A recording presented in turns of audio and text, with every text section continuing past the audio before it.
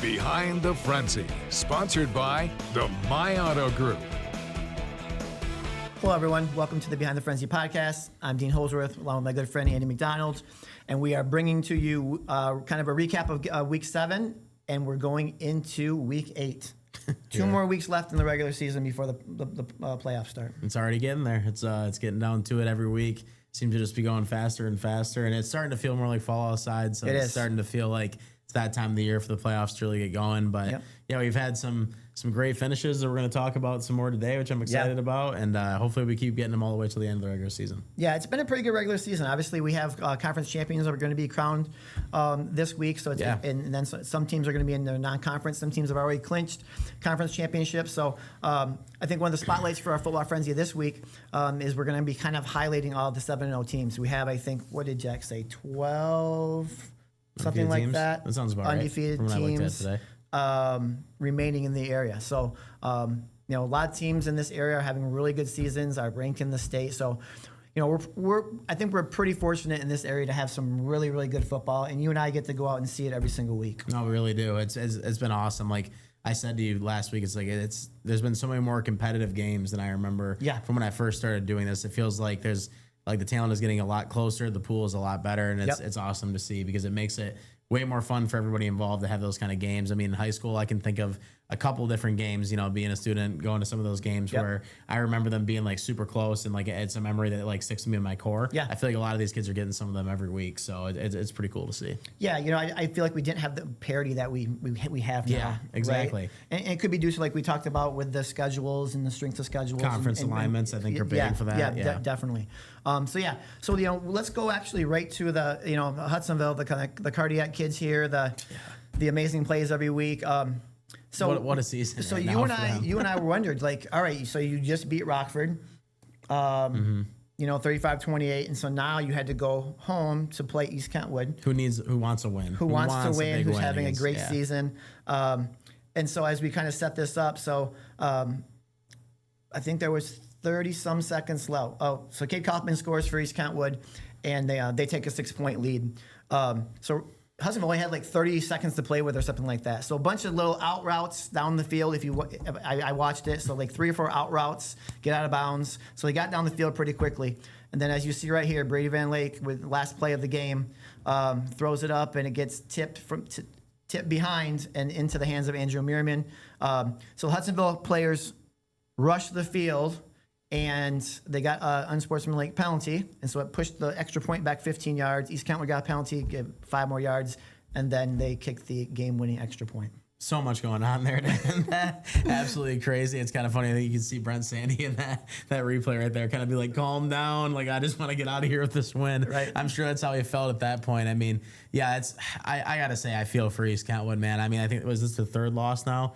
Either second or third loss. Second loss. Their only losses were to Rockford and it just feels like every time they have a chance to be one of these schools. I mean, this is probably the closest they came. Literally, I can't imagine they have. Yeah. And they couldn't find a way to get it done in the end. I mean, it's just one of those plays so crazy. Hudsonville seems to have the magic with them this year. Again, you can see him getting all so excited, all pumped right there, up. Yeah, no, he's like just finally was like, wow, it's over. It's over now. We don't have to deal with some other penalty or something else calling it back. But yeah, it's just been crazy with some of the finishes we've seen for them after having the season they had last year. They made it to the state championship game. You kind of wonder if they're going to drop off, losing some of the players that they had, especially their quarterback. And here we are again with them undefeated, doing what they've done, and it's just it's been really special for them. For East Kentwood, again, just tough loss, but it's been a good season for them, and I'm excited to see what they can do in the playoffs. Yeah, it was a bummer for East Kentwood. That would have been huge. Not a milestone victory, but obviously, just a big win for that program. Yeah, no, for sure. Yeah, to beat a team with that much consistency, I mean, it'd be one of the ones that they would talk about,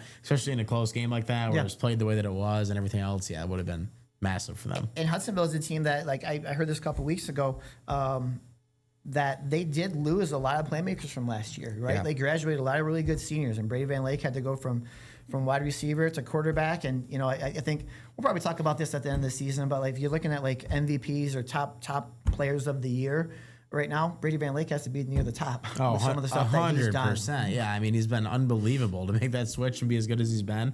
Yeah, it's crazy to see, no doubt. He's definitely up there for it. Yep.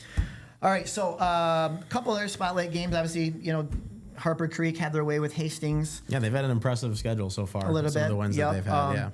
And a team we've been talking about a lot too. I think that's right up there with Hudsonville. To be honest with you, is Portage Central. Yeah, you playing your rival and you shut them out, and you still only giving up 10 points all year with 2 games left. They didn't kick a field goal at the end of the game to get any points. Right. Credit to Portage Northern for trying to score a touchdown. I don't know if they're ever even close enough, but yeah, I mean. What else can you say about Portage Central? Man. I mean, gosh, no matter what the talent pool is out there, it just seems like this is one of those teams that's destined to keep winning. Yeah. And they found a way to get it done. I'm excited to see what they can do in the postseason. Yeah, definitely. We'll talk about Kent City here with one of our spotlight games, but they were able to beat Central Montcalm to win their conference title last week. Yeah, Kent City's been impressive. No doubt about it. They have been. We need to start talking about them for sure. Yeah, let's actually start with them because they are 7-0, best start since 2018. Yeah. I was doing obviously some research on Kent City, and they have a high-powered offense. They got a stout defense. They're just kind of clicking this year, and I think they can be a threat in Division 6. Yeah, no, for sure. I mean, they've won almost every game. They won 8 of their games by double digits, and the only game they didn't win by double digits was by 9 points. So it'll be interesting to see if Tri-County can make this a close game. They've been a good team. They played a pretty tough schedule at certain times this year, and I'm really interested to see how Kent State would have to fare in one of those games that was closer because they've been able to win by so many points in all the games that they've played in this year. So yeah, it'll be interesting to see what happens. And Tri-County had a tough loss a couple weeks ago, but they were able to bounce back and have a good offensive performance last week. So it'll be cool to see. I don't really know what's going to weigh the most in this game, but I think that it'll definitely be a lot of offensive firepower with the way that both team seasons have went so far. Yeah, I saw Tri-County earlier in the year, and they do have a really good offense. So, this should be a high-scoring game, I think. And I think it's important now for teams to have really good non-conference games as you go into the postseason, right? Yeah, you want to have those competitive games because that's what you're going to see here in a couple of weeks. No doubt. When we have some Halloween first-round playoff games. Yeah, no, it matters a lot when it comes to that time of the year. If it starts to get tough, when you play these kind of games, again, we've talked about it, like these schedules that you get when the games are tougher. That's why it matters so much when you put them there. And if you can get some of those wins early in the year, it's definitely going to have you battle tested for later in the year when it starts to matter more. Yep. All right, my key word right now is motivation. And you would think that Unity Christian wouldn't have any motivation going into Week 8. However, they were undefeated last year going into the postseason. They won their first game, and then they lost to South Christian in the district final. Yeah, and for that sure. is their opponent this week. Yeah, it's Unity is they've been absolutely rolling, but South Christian, even when they've had it, I mean they're 4-3 right now. Yeah, they're not having their best year, but they had some tough losses. It was West Catholic, EGR, and Zeeland West. So those are all really good teams. Not to say, I mean, Unity might be the toughest one they've had to play yet. Yeah, but again, even when they've had seasons that aren't their best, they've had the knack for kind of knocking somebody 100%. off when they don't expect it. So yeah, I wouldn't be surprised if South Christian's able to pull something off. But right now, again, it's just so hard to pick against Unity. I mean, they've been so impressive this year. Their offense is so good. They're firing on all cylinders. And it's just another great year for Tibby right now. It's so funny. Like I always think Danny Brown, he's a good friend of mine. I've known him for a long time, but his teams always are so streaky. Like if you look at they lost 3 in a row to those teams you mentioned. You'd have expected them to probably win at least one of those games. And now they won 3 in a row. Yeah. So they're very, very streaky. And like you said, they tend to play very well at the end of the season. No doubt. Even in their state championship season, actually, I think they went undefeated. But there have been seasons where they've had like 3 losses and they've made runs all the way to close to 14. No, that's where you mentioned Danny Brown. That's where coaching really comes in because when you have teams that are like that start to get down, 3 losses middle of your season like that could really send things off the rails. And they've been able to turn it around and kind of make this game to be a bigger one for them at this point in the year. Yep, and we'll just see if Union Christian can keep it going here. Their offense put up 55 against Wyoming. Their 4th game with 50 points or more this year. They're not struggling on that end, and I don't really expect that to happen in this game. So if South Christian is going to win, it's probably going to have to be with a little bit more offense than they might have been accustomed to. Yep, and South did put up 33. I was at the game against Zeeland East, and they really did a good job moving the football. And actually came up with some turnovers in that game. So for sure. Catholic Central. I was there last week they played Holland Christian.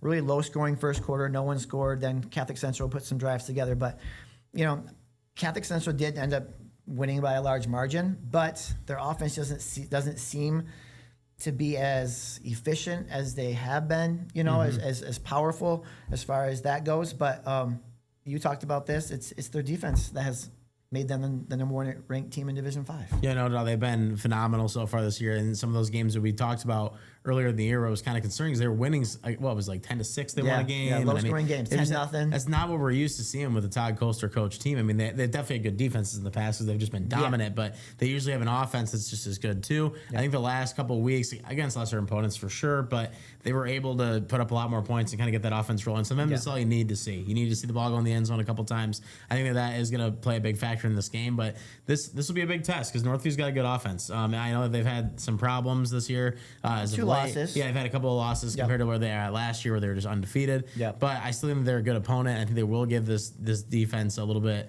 more trouble for Catholic Central. Yeah. Hard to say that they would win the game, but I definitely think it'll be a little bit closer than some people might think on paper. So Catholic Central can clinch the outright OK Black championship with this win. Northview, unfortunately, 2-2, so they can kind of be the spoiler. But Northview was the defending champ last year, so a lot to play for Catholic Central. Depending on what Eastern Rapids does, I think they really want to win this title outright. Yeah, no doubt. I mean, if they just keep going on the path they were the last 2 weeks, they've outscored their opponents 93-7. So if they keep going on that route, it's going to be tough to stop them. So we'll see if they're able to do that. I think we mentioned that they've only given up 45 points. It's crazy Overall this year. 45 points. It's insane. Yeah, that's when you think about a whole season. There's teams that score that almost every week. We talk about how much like football fans love offense, right? But this year I feel like we got with Portage Central, Catholic Central, a lot of teams playing really, really good defense and shutting down other teams. Yeah, no doubt. I think when it's people that aren't as into the game specifically, they love to see just scoring. Yes, that's kind of what makes it when it goes back and forth like that. I don't mind it though, and there's some good defense. I like it when it stays close like that, and you really have to grind to get that one touchdown. It makes it feel that much more important when you do get it. Yeah.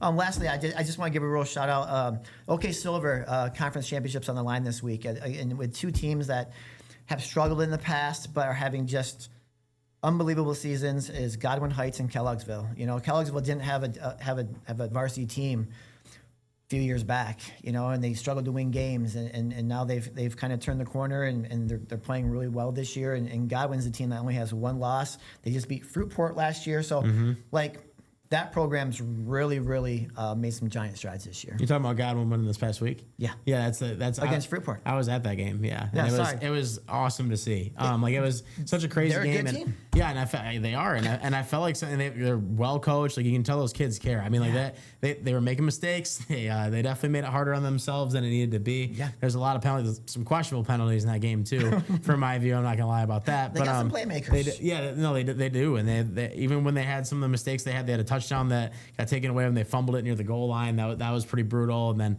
then towards the end of the game, they found a way. I mean, they were down 2 scores going that last quarter, and they were able to get a couple. And they scored a couple touchdowns, and it came down to a game-winning field goal, and they made it. And I mean, I think everybody at Fruitport was shocked because it's just that's not what they expected to happen. 100%. So I mean, when I showed up, I mean it was 24-14. I think was the score in favor of Fruitport, and they never got further than 30. Fruitport, that is. So such resolve from Godwin to to obviously have that never say die attitude and rally like that. No, they stayed in that game, and it was awesome to see, and it was a really fun one to be at. It was kind of just like.